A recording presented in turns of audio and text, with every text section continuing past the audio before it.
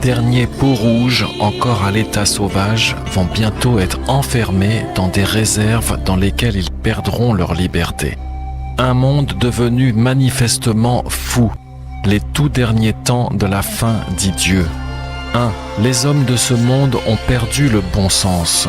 C'est une vérité facile à constater. Un homme déclenche un procès contre une société de tabac après avoir lui-même choisi de fumer. Mais cela ne choque plus personne. Un homme dénonce son logement après l'avoir soigneusement choisi pour ce but. Un autre attaque un fabricant pour n'avoir pas mentionné dans son mode d'emploi des mises en garde qui ne sont pourtant que du bon sens. Tout cela dans le but de gagner de l'argent et cela ne choque plus personne.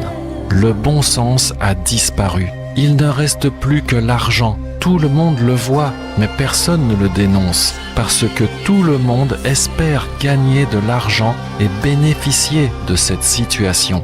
La question du jour sera: qui a privé le bon sens à ce monde? Comment et dans quel but le bon sens a-t-il été soustrait à ce monde?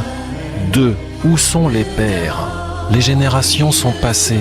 On nous dit que les hommes sont devenus civilisés, ne sont donc plus des sauvages, mais qui ne pourrait pas constater que les hommes se comportent comme des sauvages, attaquant son frère ou son voisin pour des motifs et des reproches futiles, tout cela en étant écouté par les juges et les avocats. Les maires, les ministres et les présidents sont devenus des témoins impuissants de toutes ces situations. Ils ne peuvent que laisser faire ces désordres évidents. Il faudrait saisir l'homme comme le père saisit son enfant turbulent et le punir fermement en lui disant « Maintenant tu arrêtes tes bêtises ».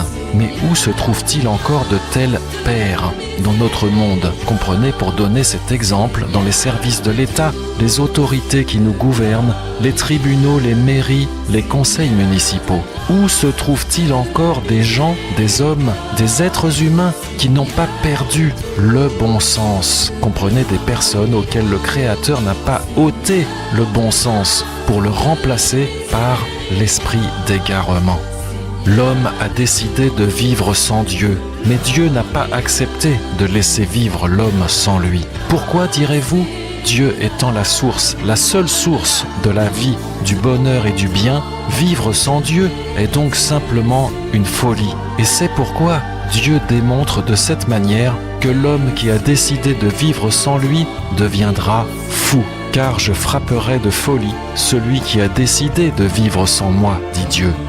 Yahweh te frappera de folie, d'aveuglement et d'égarement d'esprit. Je mettrai les êtres humains dans la détresse, et ils marcheront comme des aveugles, parce qu'ils ont péché contre Yahweh. Ils m'ont abandonné, moi, la source d'eau vive, pour se creuser des citernes crevassées qui ne peuvent pas retenir l'eau. Deutéronome 28, verset 28, Sophonie 1, verset 17 et Jérémie 2, verset 13. Tu auras tout reçu dans ta vie, dit Dieu, la vie, la mort, la sagesse et l'esprit de l'erreur. Tu auras tout reçu. Quand on montre la lune avec le doigt, l'enfant regarde le doigt. Amen.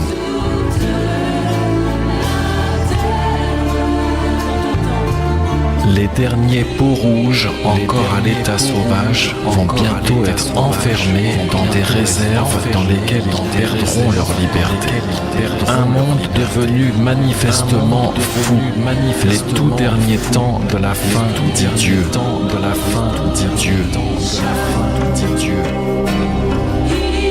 Le bon sens a disparu. Il ne reste plus que l'argent. Tout le monde le voit, mais personne ne le dénonce. Parce que tout le monde espère gagner de l'argent et bénéficier de cette situation.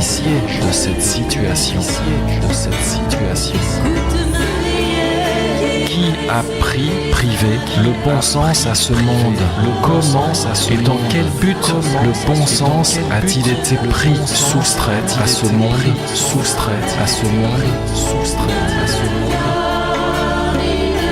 L'homme a décidé de vivre sans Dieu, mais Dieu n'a pas accepté de laisser vivre l'homme sans lui. Pourquoi direz-vous?